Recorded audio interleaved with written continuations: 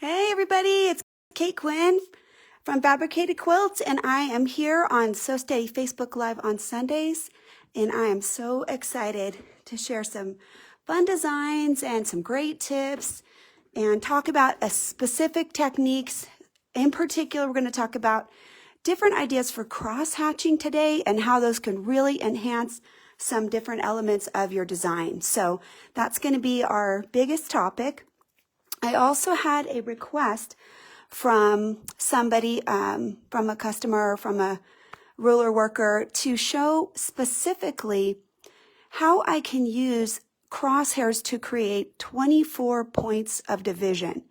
So let's just start there. That's going to be our first topic, is using the crosshair. Okay. In order to make 24 divisions, we cannot use the 8-point crosshair real quick. I'll just put this up here. Okay.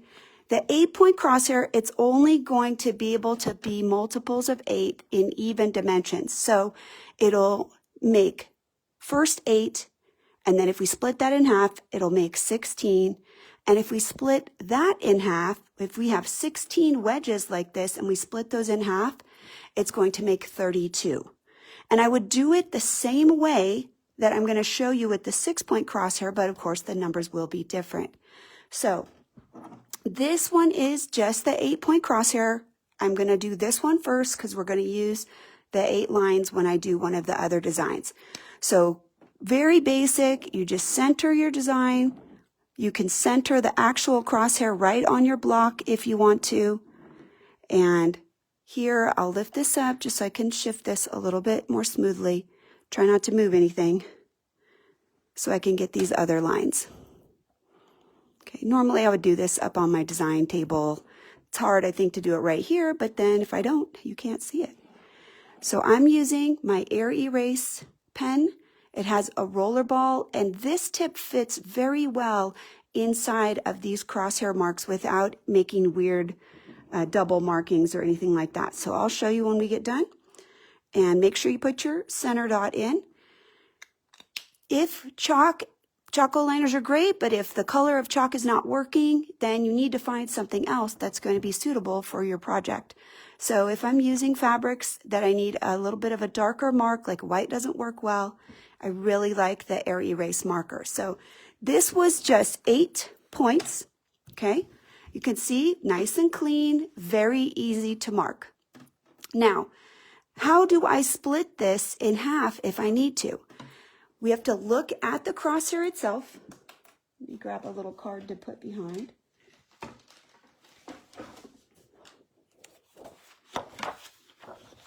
Okay. All right, so I'm going to tip the camera so we can really get a good view and try to reduce some of the glare there. I'll move my light too. Okay. That is not showing up as well. Maybe black will be better. Hang on just a second. I always have another card of some kind. Much better. Okay, we can see a lot better. So the slotted line right here, obviously, those are the lines we already made. At the top and the bottom, in just one wedge, there's additional lines that are splitting those slots, right? If we want to split it in the middle, all we need is just this single line. But if we want to split those 16 again, we would use this and this line. So right there, that's half, the same as this. These two marks are exactly the same, and they're going to split the slots in half. If I want to split further, that's when I'm going to use these lines closest to the slot. And this wedge looks the same on the top and the bottom. So if we wanted to first make our 8, then this would make the 16 by aligning the slot marks, the chalk markings that we made on this, then this will now be in the middle. So I'll do that first. We'll do that right now. Okay, so I've got my 8 right here. I'm going to still line everything up on the center dot because that's the origin point. And then where all these slots are, I would rotate this whole thing and put the white center split right on the lines I've already marked. Okay, so I'll get everybody lined up.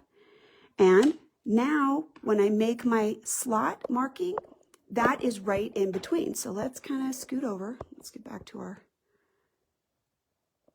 view here.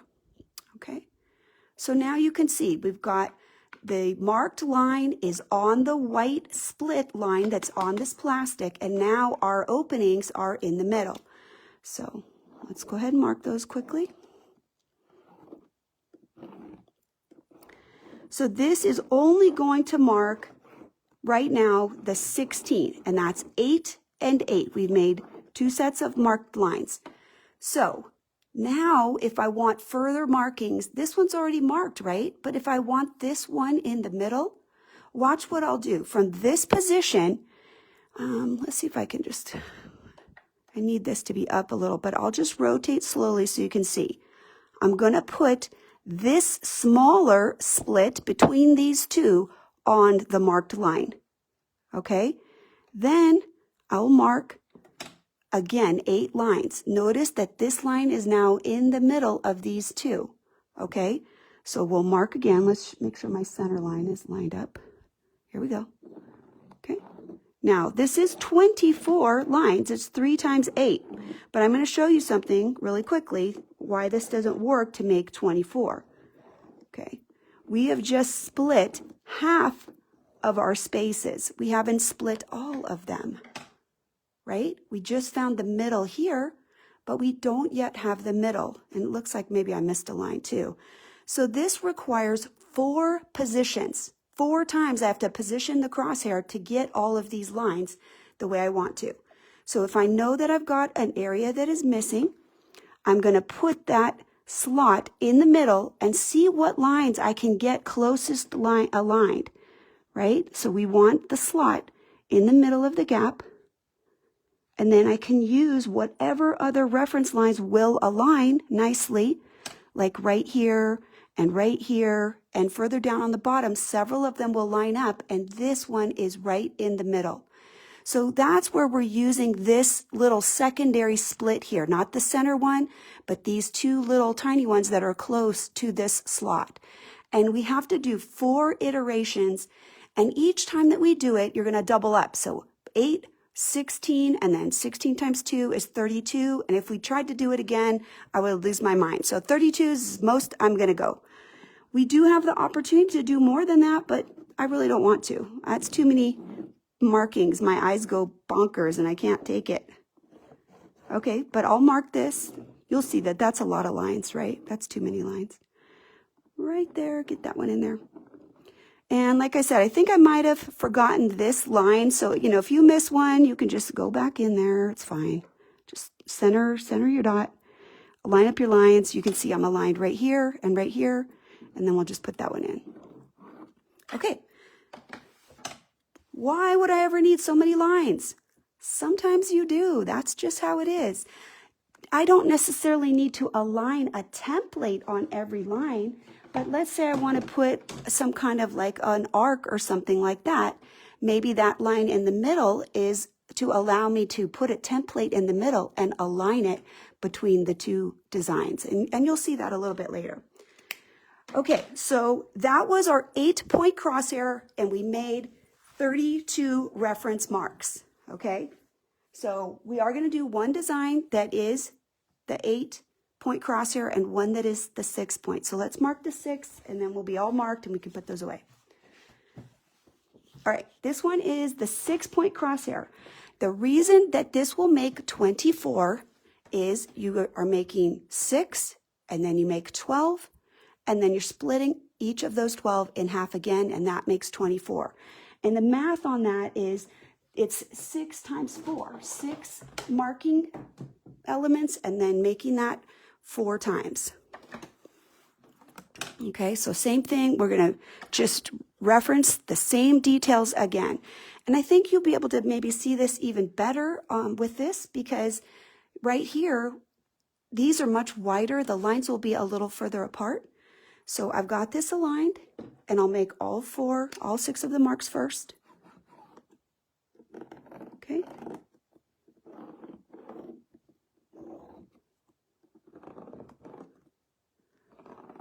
Don't forget to make your center mark. That makes everything easy, okay?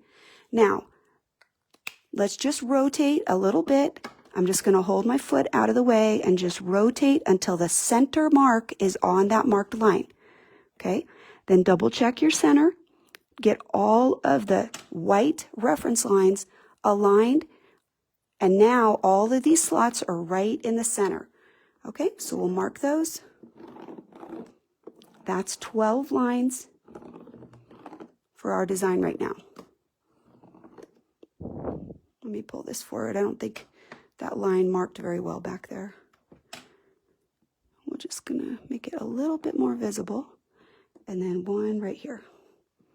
Yeah, I have to keep moving it right here. I have to make sure it's on a flat surface, otherwise it won't work. Okay, and get that last line in there. Okay, so now we have just 12. We've marked 2 times, but we want to split each of these again. So let's bring this a little closer. Right here is where we have the extra marking that's in the middle, okay? I can literally see the center line, and there's the extra split and the slot. So I just want to turn that now so that my slot is in the middle of 2 marked lines. Okay, so you can see right here, this is on the mark line and this one is 2, and here's the slot right in the center. And then when you look at it, check your center position and check that all of your other white lines are on some split line. Try to use whatever reference lines you can. You can line up a slot in this case if we're making 2 extra lines, or the chalk line, and that'll help you make sure everything's even. So this is now giving us 18. Okay. And in order to get those 24, we'll have to line it up one more time. Now, let me just scoot it out so you can see, right? Clearly we have these gaps now because we have to do it one more time. So again, I'm going to put my slot in the missing space because I know it has to go there. That's the fastest way to get it aligned, is kind of put the slot right where you think it should go. And now I can use this line and this line to line up, and the center, and just smooth it out a little bit, smush it around until you can get as many lines perfectly aligned as you can to get your nice centering for those lines. Okay?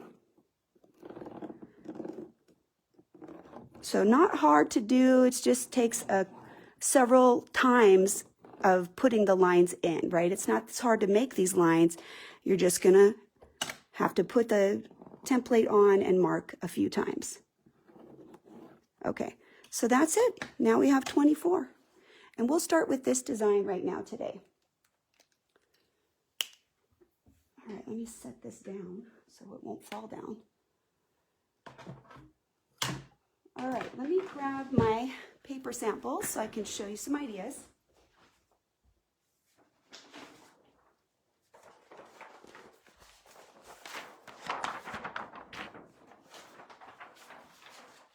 I gotta grab one more.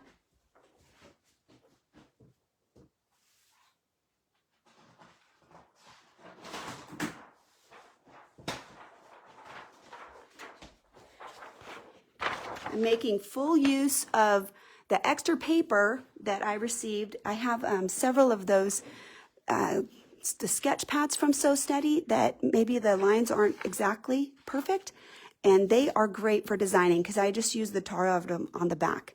So this shape right here is Spinifex number 14. That's the one we're going to use, and we're going to use just those 6 lines. We made a lot more lines. We may or may not use them, but this was a good opportunity for me to share that with you. So I'm going to number mine because now there's a lot of lines, and I just want to be on those 6 lines, so we're going to have to skip a few in order to do it, right? Okay. And my chalk marker, my marker. So let's just start at the top. We said this is 24, so obviously that'll be 24. 1, 2, 3, 4.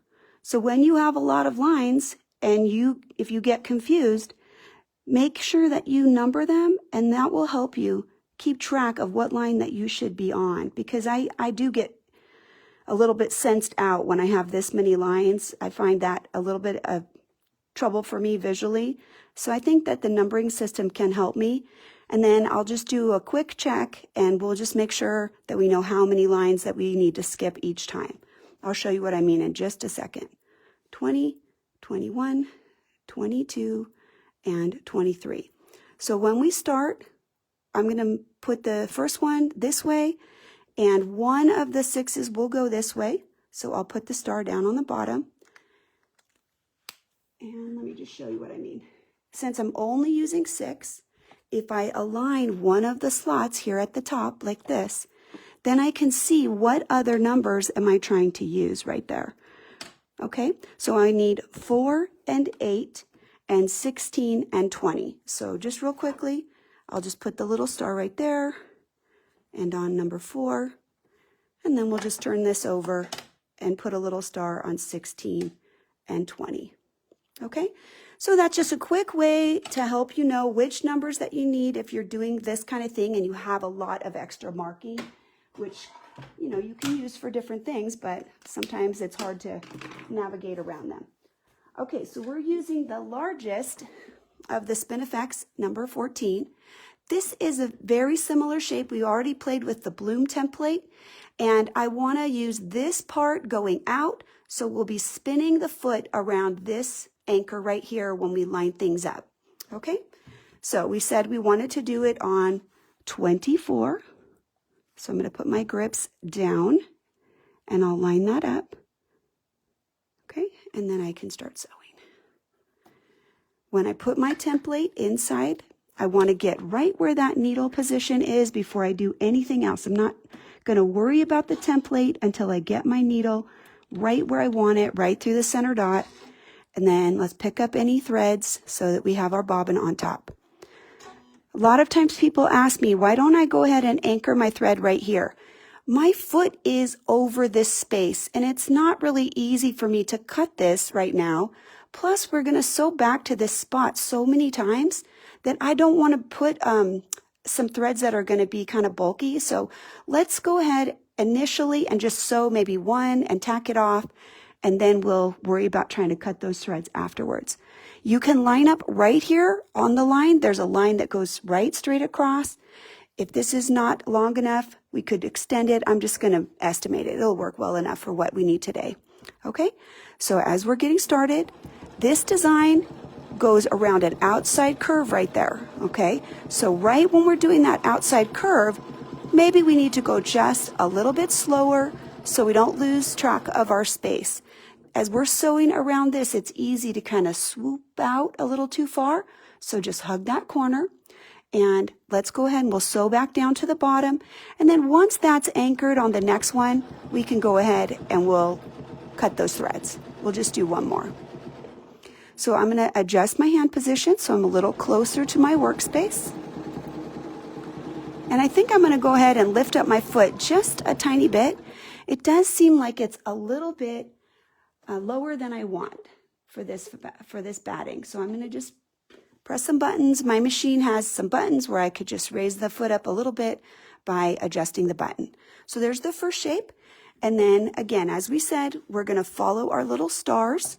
So I'm going to look right inside, make sure that I'm right at the center where I left off. I don't want to be off.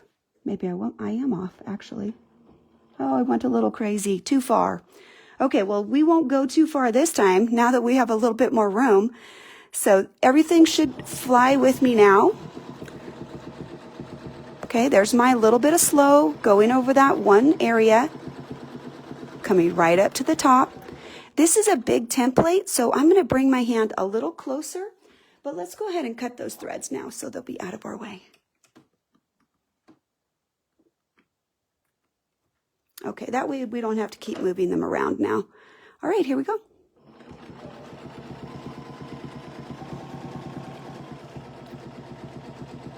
Right here, kind of easing over that curve right there, trying to get right back into my center position right there.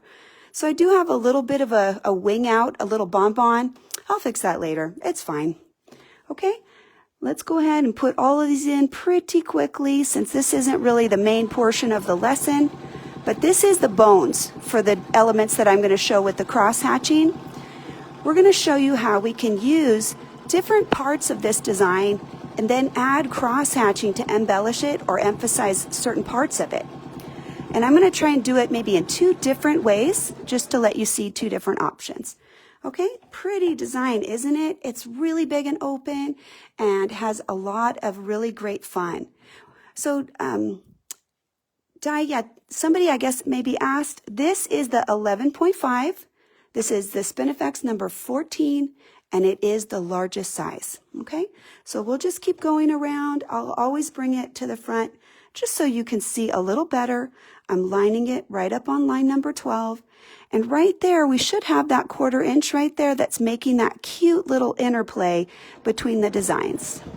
There's just a little slice in there where they cross over. Okay, at the top, actively change directions so you can really get a nice clean point up at the top. Okay, and now just slide on down to the center. And I'm going to look real quick and check and make sure I'm in the center. If I'm not, I'm going to go ahead and close up some of those so we can keep the design fully closed. Okay, and we should be right in the center to start this one out. Checking that each time is going to help make our design just a little bit cleaner. Okay. I'm going to adjust my hand so the template gets a little bit of pressure activated more towards the foot. And then as I slide, I can reduce the pressure in different places and put a little bit more pressure close to the foot.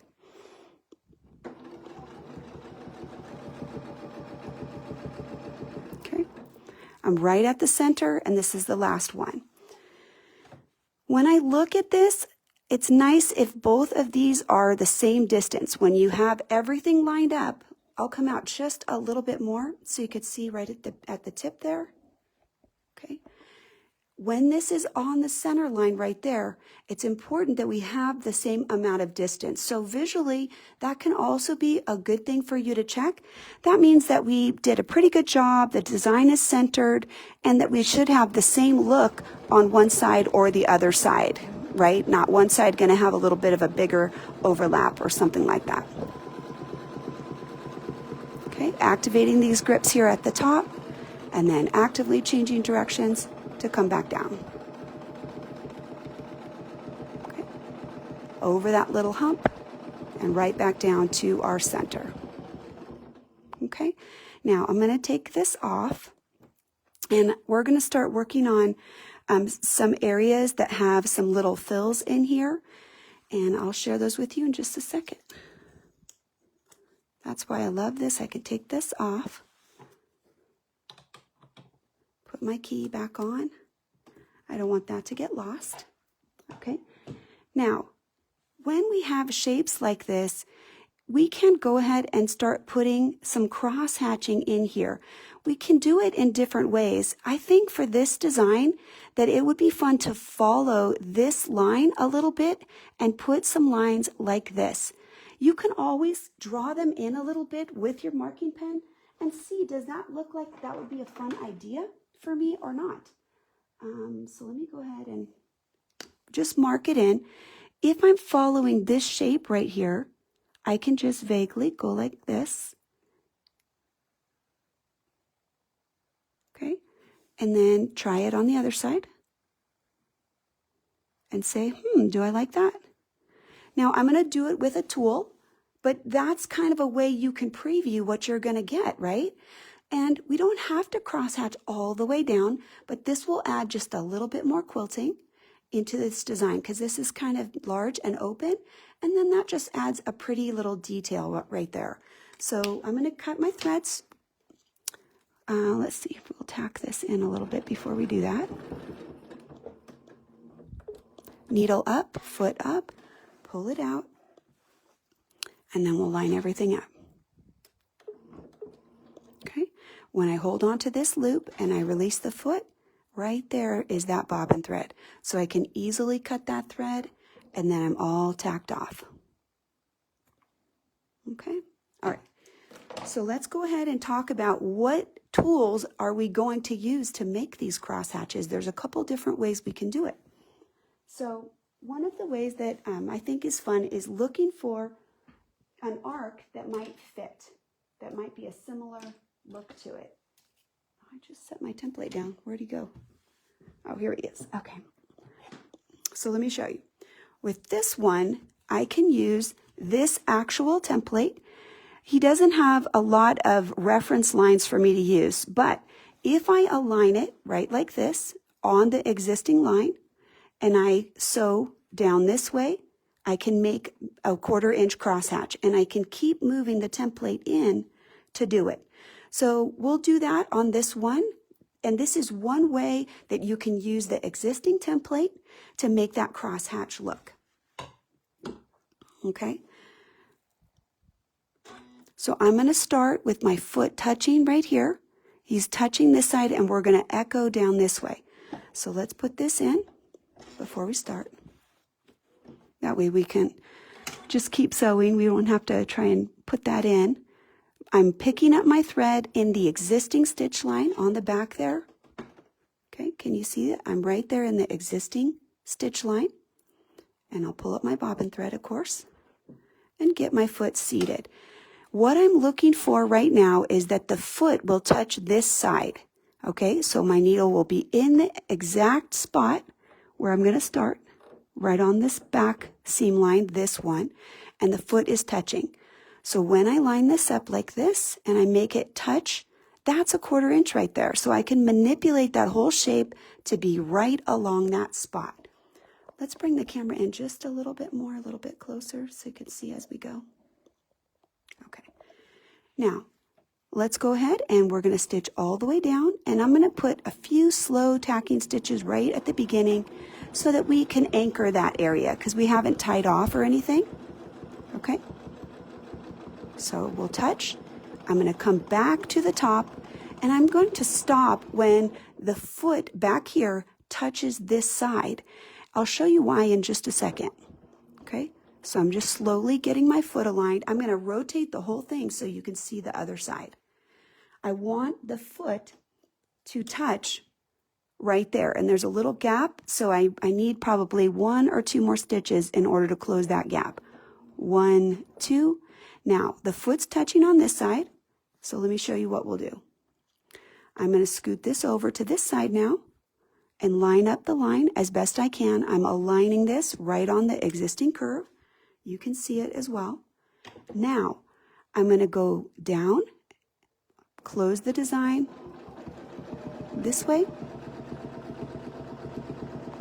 Okay, touch that stitch line, and we'll come back up.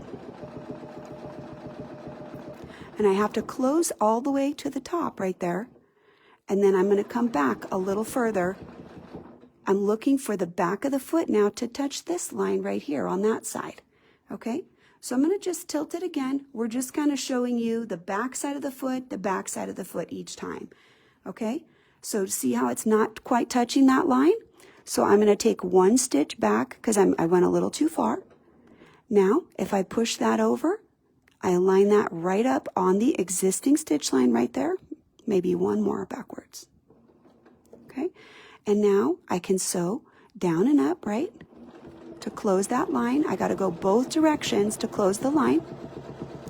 Touch here, and then we'll come back. And as I'm coming back, who knows where I'm going to stop? Think about it right now as I start going backwards. Where do I need to stop? So if you want to put that in the chat, I'll kind of check it out and see what we decide. Okay, I'm actually going to stop right there.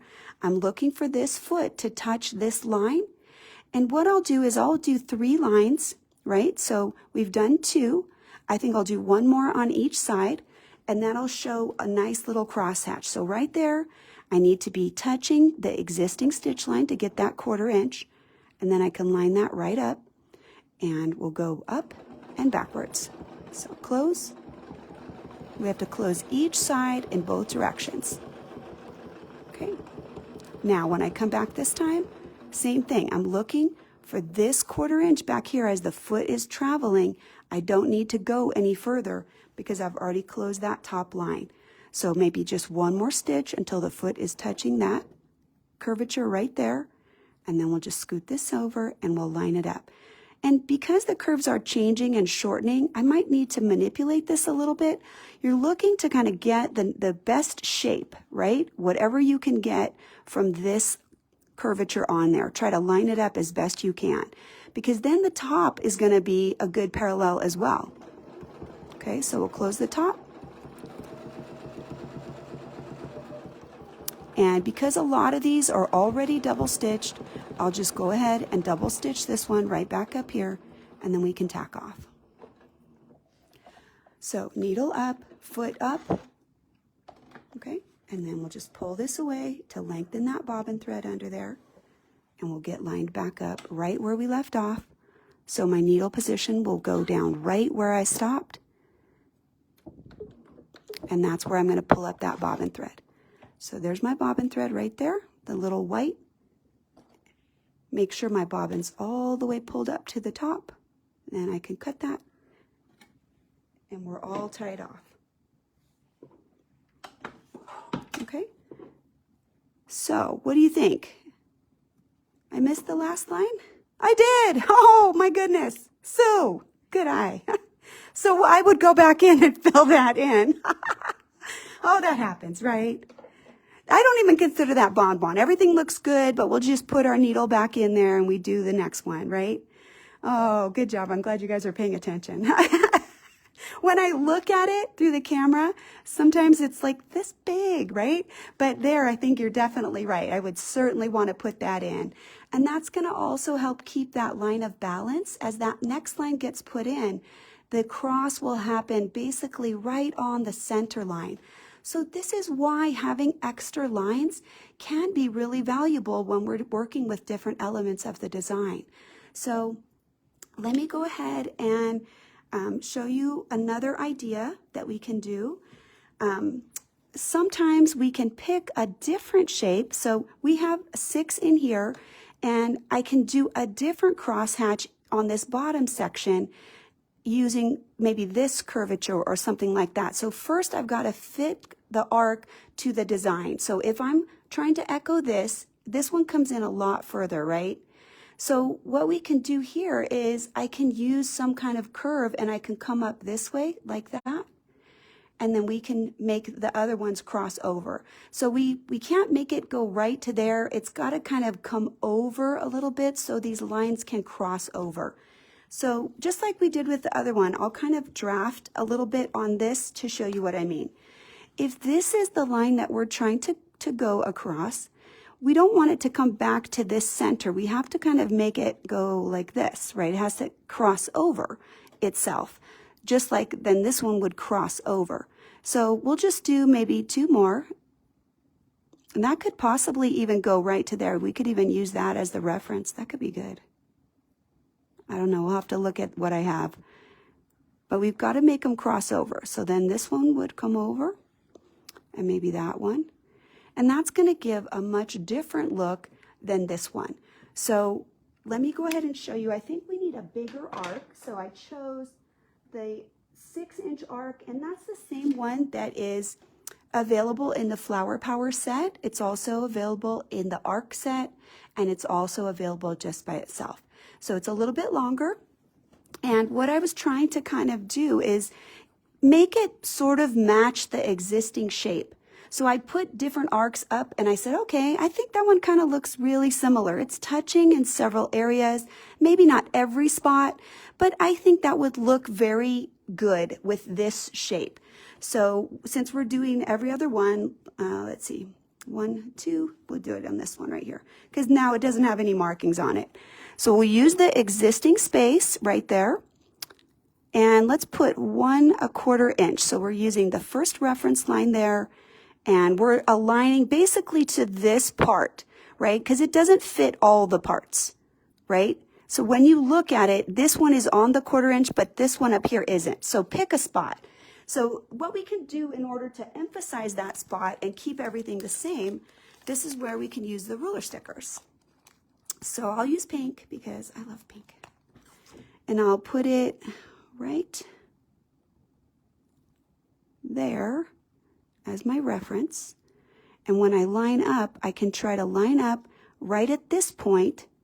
And what that will do for me is it makes them the same on each one. When we start and we line up, the first reference line on this side will be the same as on that one, okay? All right, so we'll start from the outside right here.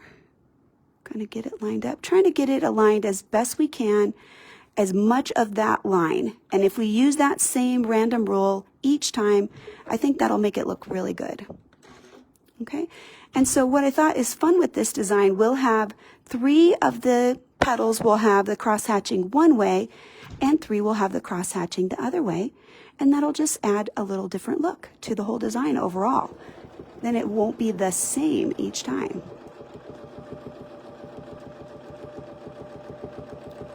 Oh, kind of neat. This one is actually going to go right into the center. So let's work this side, okay? Now, I need to travel up a little bit, and I want to go ahead and put maybe 1/2 inch. So I need 1/4 inch spacing right there in order to move the template up. Now we're using the existing line, okay? So when I push the template up, this no longer is the reference anymore. We're just trying to echo with 1/4 inch like that. See how this one may touch right there? Oh, that's pretty fortuitous. I don't know, that's kind of cool. Should we make that happen? Let's try. Let's see if we can make it happen. It didn't do that for me before, but let's see if we can make it happen. Oh, I love it. I think it's awesome. It's gonna look so cool. Okay, let's do one more. Let's go up one more time. About 1/4 inch, trying to keep this centered right on the reference line. Okay, so I sewed a little bit too far, so we'll go back and we'll do one more. Okay, touch. Now let's move up. When we did this one right here, we used the reference line right there.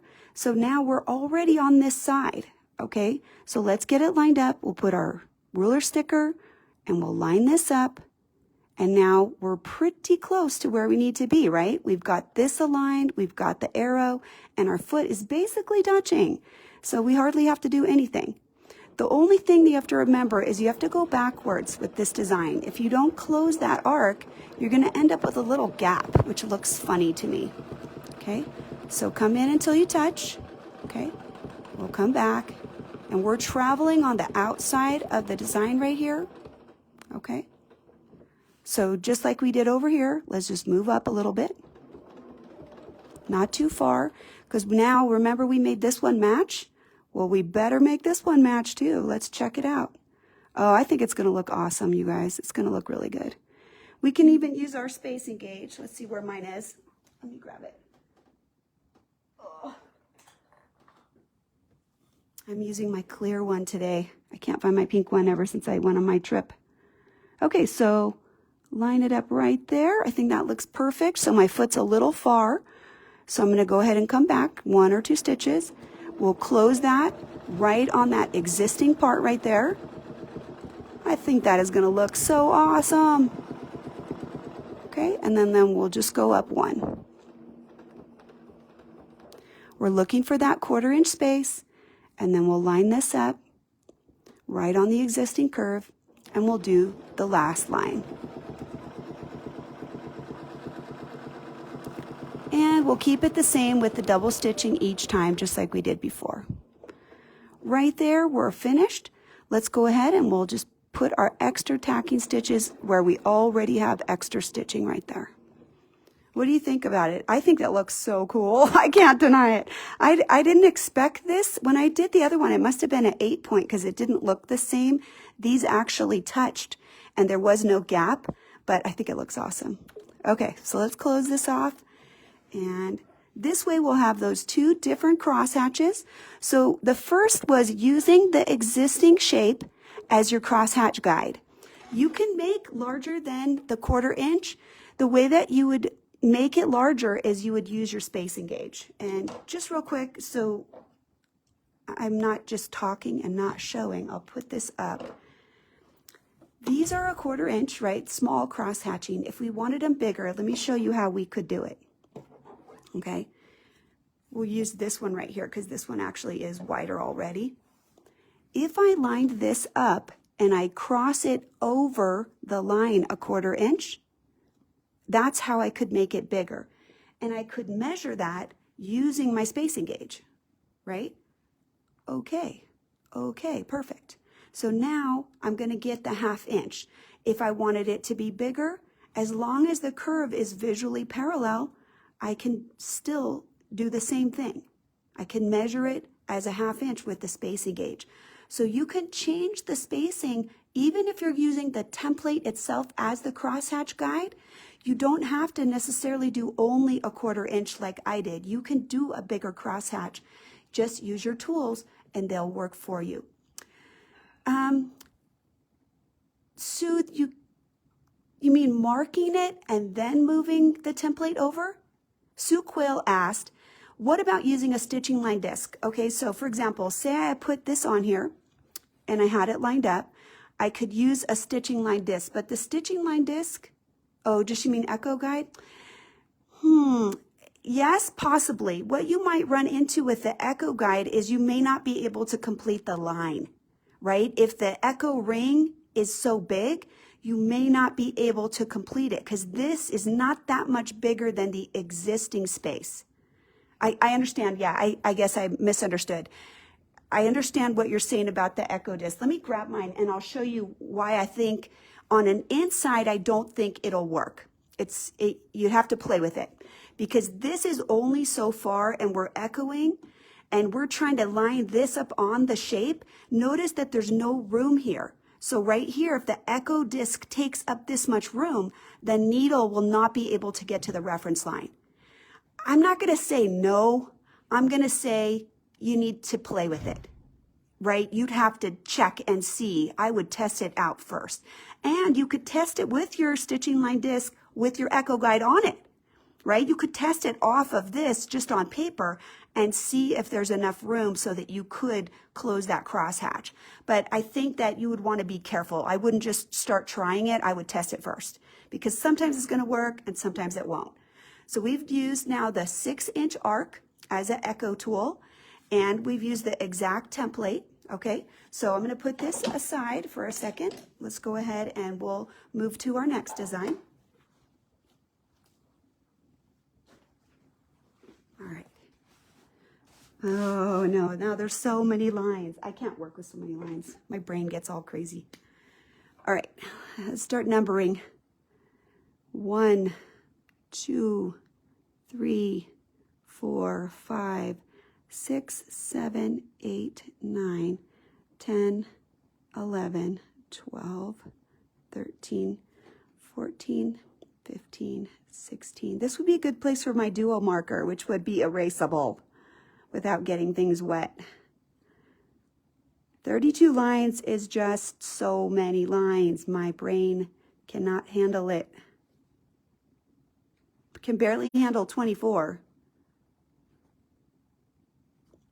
I don't know. Do you guys get like that? Do you feel like you have too much information when you have lines all over the place? 30, 31, and 32. All right, so let me show you our design. Here's my paper.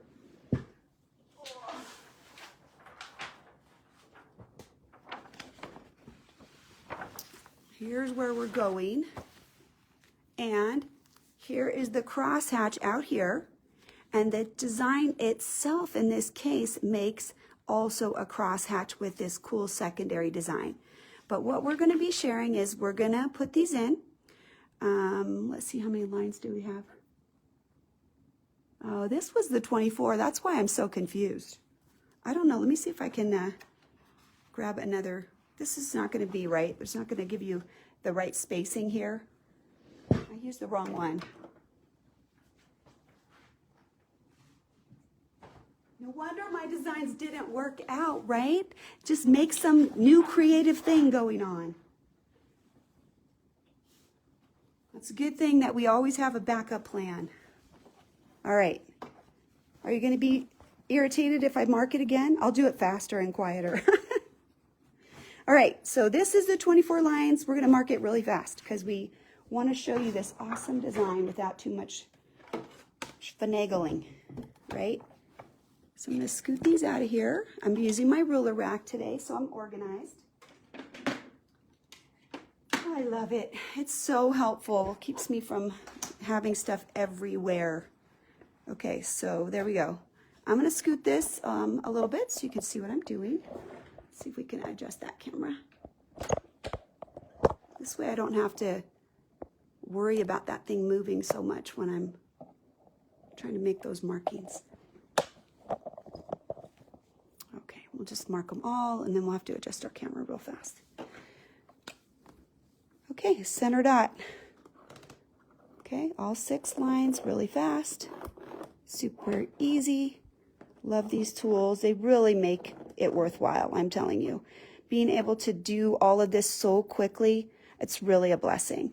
Okay, so now we'll rotate, get our midline right there.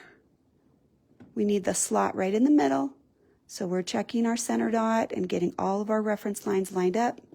Here we go.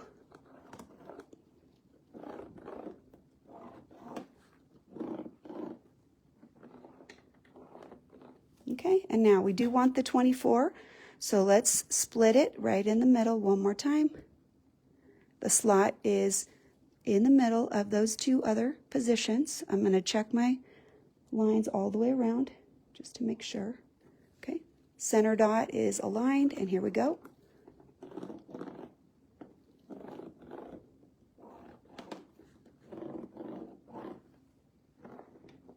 Okay, and then just looking, making sure I've got them all.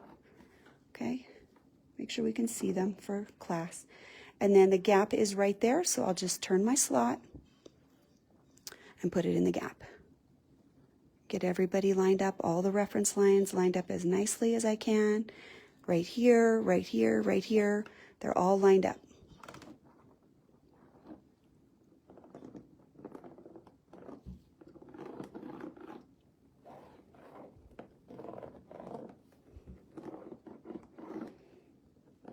So I think Judy Campbell is the one who asked for this 24-inch marking. So if somebody wants to tag her, that'd be awesome. All right, let's go ahead, and we're using the number 9.5-inch Spinifex number 11, right? Can you see that? This is the one we're going to use, and we want the narrow part of the template to go to the outside.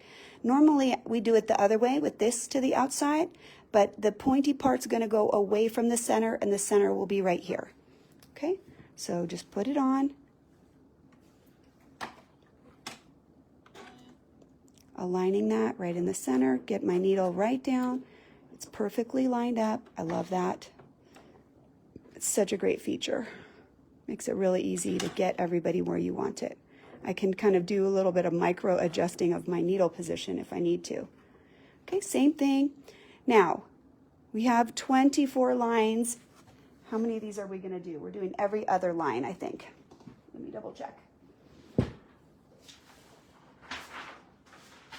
Yeah, every other line. Is that right?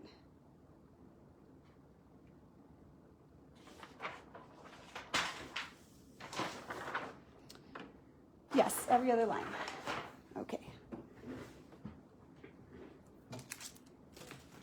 So, for people that haven't used our Spinifex before, this one's a little bit smaller. You can see that I'm going to adjust my hand position. And let's get our camera in just a little closer again. It definitely made it easier to see the marking, but not the sewing, right?